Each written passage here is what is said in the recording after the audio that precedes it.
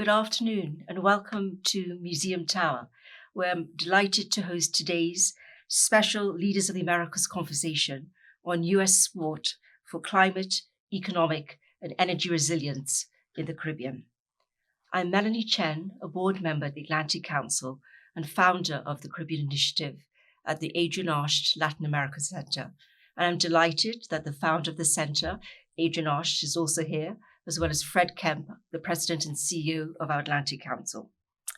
We are honored this afternoon to be joined by a distinguished guest and leader in the Caribbean, His Excellency Chan Santokhi, President of the Republic of Suriname and current chair of the Caribbean Community. Mr. President, thank you for joining us at this conversation and reception, where we are for the first time giving special attention and focus to the particular situation of the Caribbean at an Atlantic Council event at the sidelines of the UN General Assembly. I'm also pleased to welcome Suriname's Minister of Foreign Affairs, Albert Ramdin.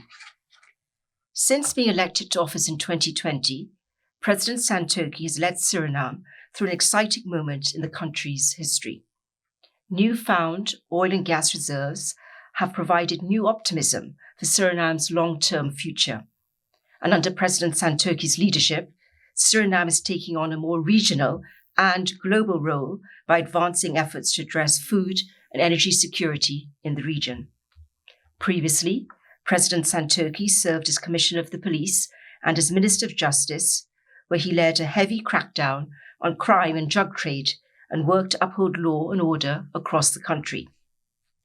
President Santokhi has always been a leader in addressing crime and drug trafficking throughout the Americas, which has led him to be elected as president of the Organization of American States Inter-American Drug Abuse Control Commission in 2010. Currently, President Santokhi is the chair of the Caribbean Community, where he's steering the region through the challenges that have arisen as a result of Russia's invasion of Ukraine. Most CARICOM countries are import dependent on food and fuel, which has seen electricity prices and the cost of goods soar. These debilitating effects of high food and energy prices are having a disproportionate impact on small states in the Caribbean and their citizens. As a region that is so closely tied to the United States and intertwined with many in Latin America, the health of the Caribbean is critical to the well-being of the Western Hemisphere. This makes President Santokhi's comments today all the more important. With that, it is my pleasure to invite those watching to tweet about the event with the hashtag #ACCaribbean and to turn the program over to President Santokhi, who will provide keynote remarks.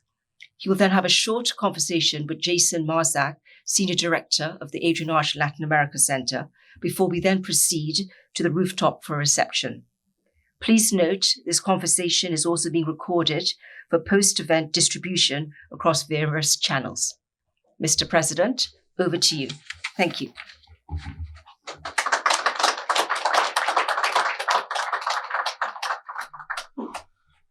Thank you, Madam Chair. Good afternoon, President and members of the board, members of the Council, Atlantic Council, Ambassador, and all represented here by your organization, ladies and gentlemen. Welcome. I would like, firstly, to express appreciation to the Atlantic Council and its Caribbean Initiative for inviting me to provide keynote remarks on such an important occasion. At events such as the United Nations General Assembly, where leaders from all corners of the world gather, it is important that there is a designated space for the small states of the Caribbean to discuss matters pertaining to sustainable development of the region. As the current chair of CARICOM, I'm delighted to have an opportunity to share my vision for the region over the next few months. The challenges that we all face have never been greater and encompasses a multi-dimensional nature. It clearly comprises diverse economic, social, environmental, security, and even governance challenges. It is beyond discussion that what we put into action today can be beneficial for decades to come. This is why I was particularly pleased to participate in a discussion with Vice President Harris last week, alongside my colleagues from Barbados, Guyana, Trinidad and Tobago, and the Dominican Republic. Collectively, we have pointed out the exceptional vulnerability as well as the unique and special circumstances of the small island states and states with a low-lying coastal zone of the Caribbean. We have rightfully made the case that climate change constitutes an existential threat for the Caribbean, and that bold climate resilience actions are needed to cope with the possible impact on our critical productive economic sectors and infrastructure. Let me point out that urgent accessibility to adequate and predictable financing, be it multilateral, bilateral, or public-private investment under favorable conditions and concessional conditions will be needed to advance climate resilient development in the Caribbean. The partnership to address the climate crisis in the Caribbean with the PAC 2030, which was initiated during the last Summit of the Americas in Los Angeles, houses many of these actions. And I look forward to working with my colleagues and the United States of America to ensure that promises are kept and the progress that we have made continues into next year.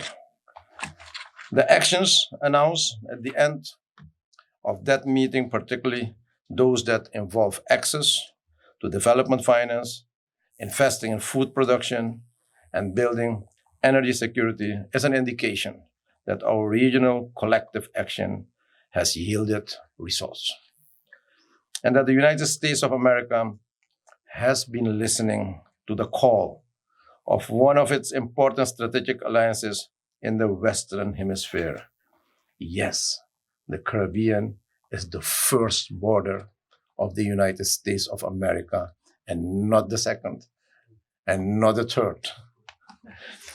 Our engagement with the United States shows that when leaders sit down together and there is a meeting of minds, decisive action is always possible.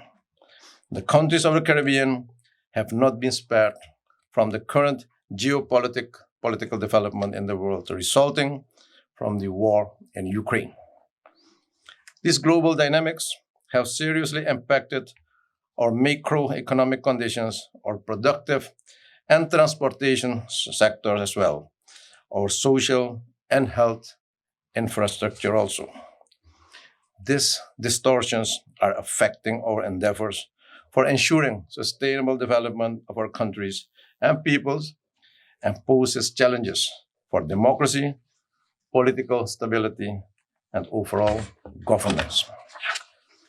Food security, climate change actions, adaptation and mitigation, energy resilience, and access to concessional financing are issues that directly affect the quality of life of the Caribbean countries and the Caribbean citizens, and these are high on our regional and national agenda. I'm grateful that the Atlantic Council Caribbean Initiative is willing and able to ensure that these issues are kept at the forefront of the minds of the US policymakers and influencers. Hence, I would like to make an appeal to the Atlantic Council, to you and other strategic friends of the Caribbean, to ensure that the call of the region for urgent action is kept high on the strategic, political, diplomatic agenda. I commend the Council for the launching of its new Caribbean Initiative report on fostering U.S. cooperation in support of energy and climate resilience in the Caribbean. While we welcome the special attention to the Caribbean, we also see this as an excellent opportunity for enhanced inter- and intra-regional cooperation. The climate, energy, food crisis will require enhanced cooperation amongst the countries of North, South, and Central America, with special attention to the vulnerable small islands and low-lying coastal developing states known as SIDS, resident within the region. This could include cooperation on climate smart agriculture, diversification of the energy mix to enhance the contribution of renewable energy, improving energy efficiency, and building resilience of critical infrastructure in both the food and energy sectors. We are also aware that the broader region has inherent capacity for research and technological innovation that can assist our SIDS with rapidly adapting to the immediate threats of sea level rise, increasing intensity and frequency of extreme climatic events, and disaster preparedness and response as it relates to seismic events. Closer cooperation and collaboration between governments, academia, and the research bodies residents in Americas, as well as the Caribbean, on new innovative technology and approaches will redound to the benefit of all the peoples in the region. I welcome the support of the Atlantic Council's Caribbean Initiative, and I underline my commitment to working with my colleagues to deliver on the promise of PAC 2030 and other initiatives that we are pursuing in CARICOM. And then I'm going over to my country, Suriname. And as introduced by Madame, yes, we are facing multifaceted challenges in our country. But the question is, when you're taking over an administration after democratic election, where the former government had ruled the country with a very negative impact nationally in the area of financial crisis, debt crisis, but also internationally, where Suriname was more or less isolated from the rest of the world. And given also the crisis which came from the COVID-19, impacted by the climate crisis, which had caused a lot of rainfall, with a lot of flooding in the hinterland, dislocation of living areas of the Maroons, the indigenous people, and now also the impact of the crisis of the war in Ukraine. But it's another crisis, which is maybe more important than all these crises. That's the moral crisis in the community. The moral crisis, where people, based also on the policy of the past government, but also the impact of that policy, sometimes are losing their hope and also choosing the path where norms and values are not at that level, what we are expecting for a decent community. And those are issues you have to deal as new government. Yes, And the question is where you should start. Take into consideration that you have a debt crisis of $4 billion debt. Which should you pay back? To commercial creditors, international creditors, concessional loans, bilateral loans, where we are in default already to some of the countries. All these debts came from official arrangement and agreements based on US law, UK law, French law, Swiss law. And there you're sitting as government, facing these challenges and knowing that leaving those debt as it is not an option is. You have to take position as government. And we took that position by starting dialogue and communication with all the creditors. And you need to convince them that we as government, we took over the responsibility of the previous government. And we will abide international law. And we will accept all arrangements on loans, commercial loans, and we will accept all the debts. And we will pay you back. However, this is my position. Be very frank and present them the position you are facing with. A country totally bankrupted. Totally bankrupted. When we took over, we should took over the administration in July 2020.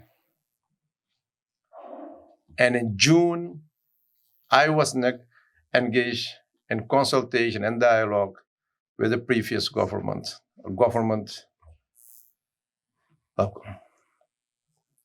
which had initiated also dialogue with the incoming government. And you know what their first request was? When we started with a dialogue for transiting the government peacefully, orderly, in the month June 2020, they were not able to pay the salary of public servants. That was the status. And they asked us to initiate dialogue with the banking sector, with the IDB, Inter-American Development, and the IMF. And we did that so that they could pay the salary for the month June at that year. And we took over in July. That was the situation. Well, after 2 years, we managed to get the financial crisis under control.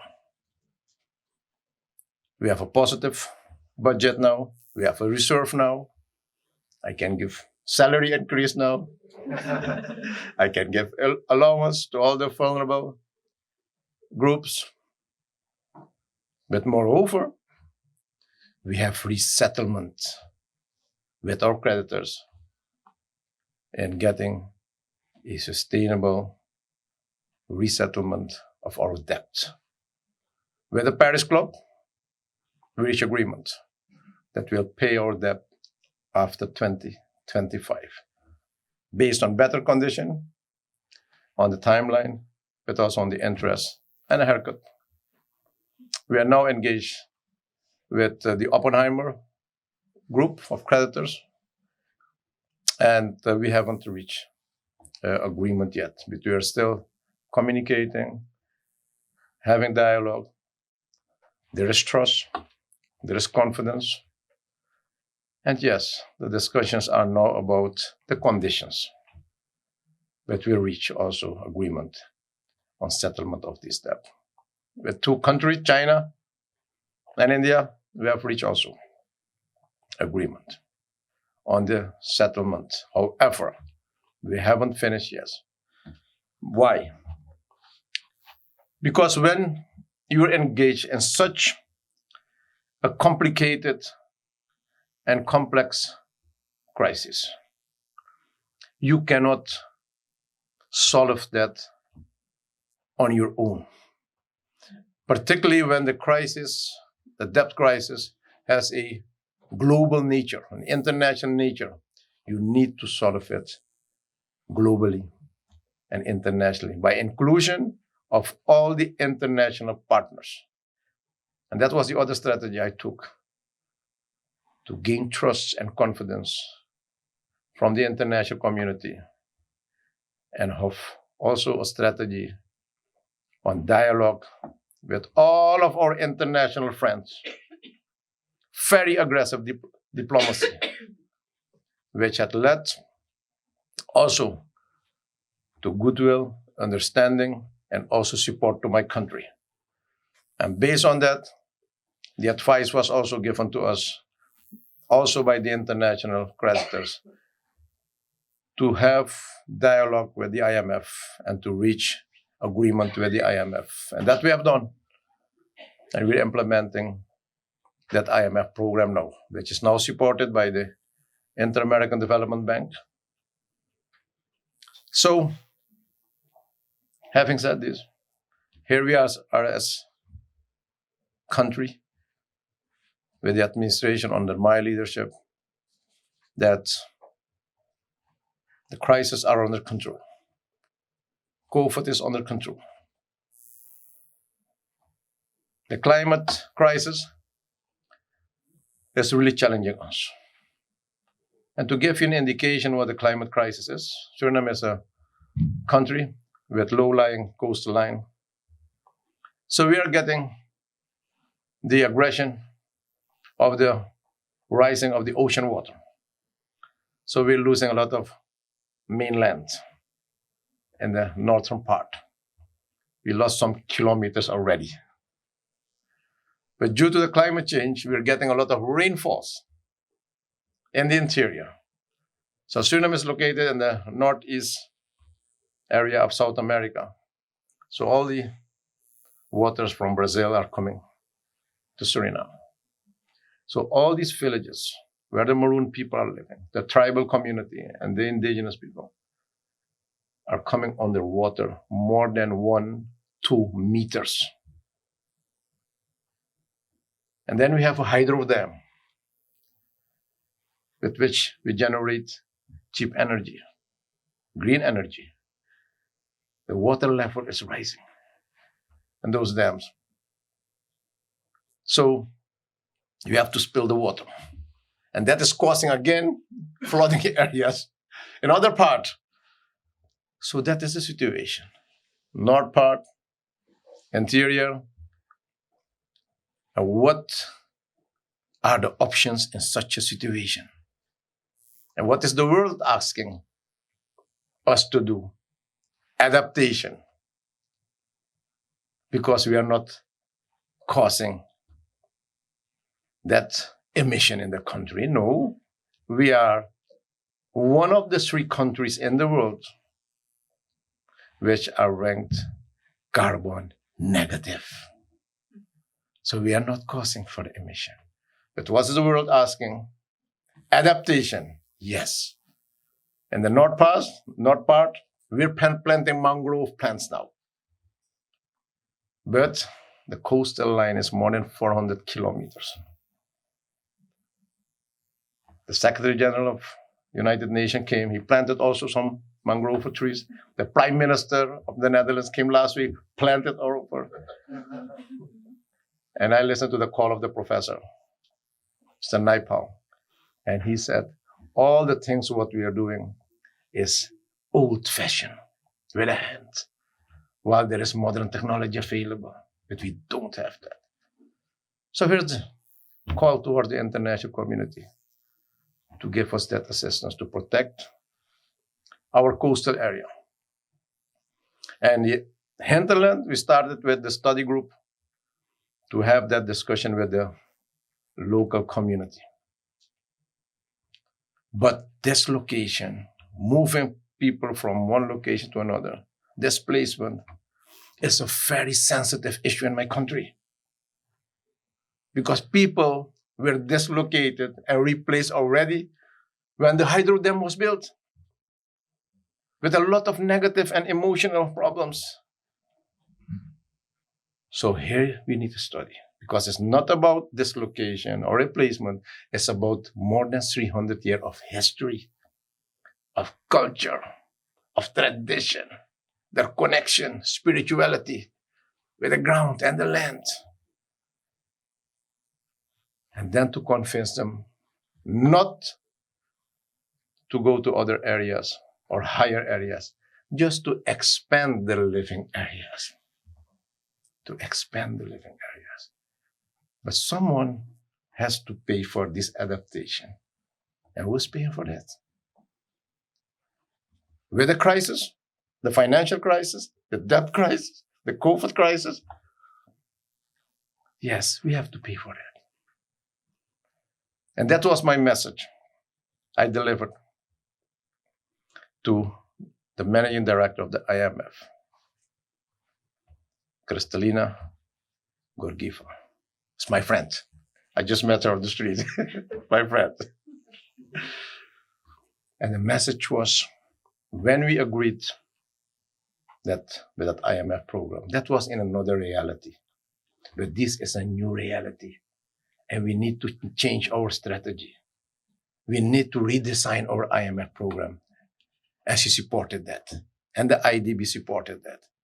So in conclusion, here we are with Suriname getting the crisis under control, not that of Ukraine, that we have to solve collectively with huge import inflation. But Suriname is located there, northeast, where the oil and gas discovery. Only 3 countries in the world, carbon negative, with a lot of opportunities on land, agriculture, biodiversity, multi-ethnicity, multi-religious country, multicultural, relative United Nations, living peacefully together. And that is what we can offer to the world as a tourist country.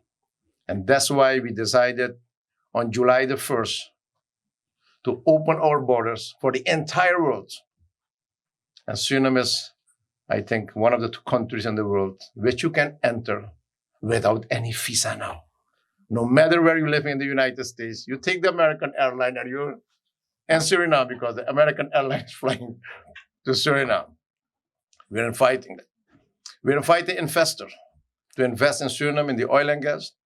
We're inviting investors to invest in the transition towards the green energy. Yes, we have the oil and gas, but we're not waiting for the exploitation, which will come after the FID, I think next year, after 2025. We started with the transition towards the green energy already. With our hydro dam, with solar energy park. Last week we signed an agreement with a Dutch company and a Surinamese company, which will use the remains of the rice production to develop green energy, bring it on the grid.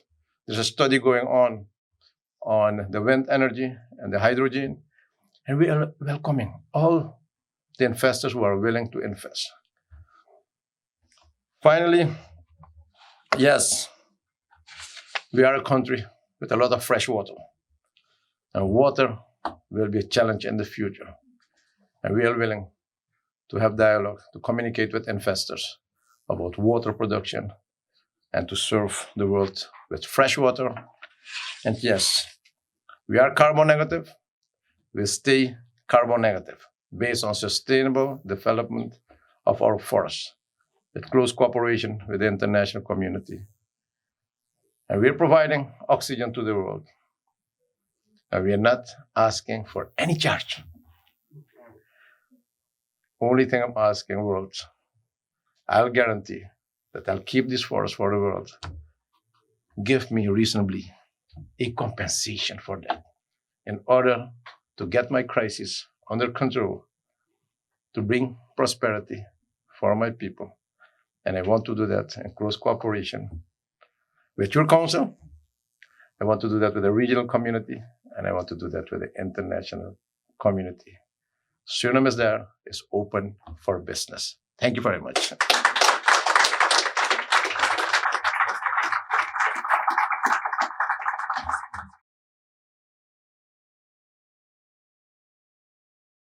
was quite a comprehensive overview. President Santokhi and Mr. Welcome as well. I have a number of questions here, but you covered it all in your excellent remarks. There really isn't a reason to have to drill down much further. You talked about the importance. Action is always possible. That we must ensure that the call for action is prioritized.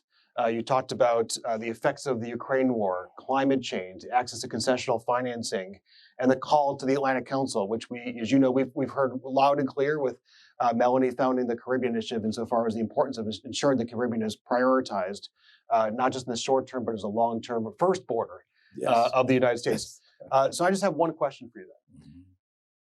This week, you're addressing the United Nations tomorrow. Yes. What do you hope out of all the many critical issues you laid out as chair of CARICOM and also as president of Suriname, what do you hope to accomplish this week in New York? Okay, before I go to New York, let me explain what I've done last week in Washington. I was in two capacity there. One was the head of government of Suriname, and the other was as CARICOM chair. As head of government, as president, I had bilateral meetings with the United States government.